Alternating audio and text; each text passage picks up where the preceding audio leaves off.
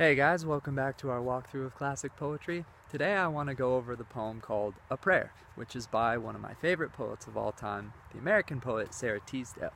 Now Sara Teasdale gets almost no recognition, which is really sad because like I said, she's one of my favorite poets of all time.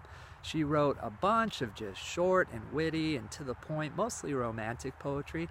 And she wrote in the early 1900s, in and around the time of World War I and the Roaring '20s, mostly around places like Central Park in New York. So just a fantastic historic time in U.S. history, and it just makes her poetry that much more, magical and nostalgic because of the time period as well that it was written. And I have her collection here of works, and I always recommend it to people who are wanting to get into poetry and wanting to start reading it but don't exactly know where to start. Sara Teasdale's a fantastic poet to begin with because like I said, a lot of her poetry is just short, to the point, and self-explanatory. And because of that, I've chosen one of her shorter, more self-explanatory, to-the-point poems because it's really characteristic of her style. And there won't be that much to talk about afterwards, but it's just a really beautiful poem.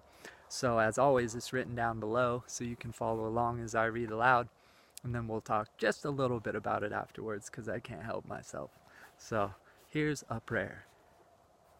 Until I lose my soul and lie blind to the beauty of the earth, deaf though a shouting wind goes by, dumb in a storm of mirth, until my heart is quenched at length and I have left the land of men, oh let me love with all my strength, careless if I am loved again. It's a really beautiful declaration, It's a great way to live one's life.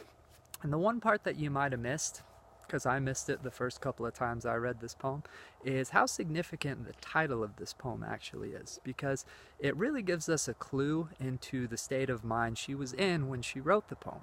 For instance, if she had been in a defiant state of mind, like, I'm drawing a line in the sand, I'm gonna live my life differently, she could have called her poem something like a declaration, right? Like, this is how I'm gonna live my life from now on, and I'm not gonna let anybody stop me.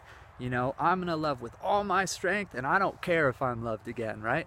So she could have titled her poem something like a declaration if that had been her frame of mind. But she titled her poem A Prayer, which really gives you the idea that she believes that living her life this way is going to be difficult, right? Like, I'm going to need some help because this is not an easy way to live one's life. She says, oh, let me love with all my strength, careless if I am loved again. Like, this is not an easy way to live, and I might not have the courage for it. So I really love that she used the title in kind of the sneaky way of really sharing with the reader what her mindset is, because it really adds that extra layer of profundity and depth to the poem, because the poem's just short and to the point. You can easily see what she's saying, but there's that extra layer that is imparted by the title that really makes it more vulnerable, like shows you what she's really feeling and where she's coming from. So I hope you enjoyed this poem. It's just a nice example of Sara Teasdale's work, and we're gonna go over a ton of more of her poems in the upcoming walkthroughs, so you're gonna get a lot more Sara Teasdale, but hopefully you're excited about that, and I look forward to seeing you then.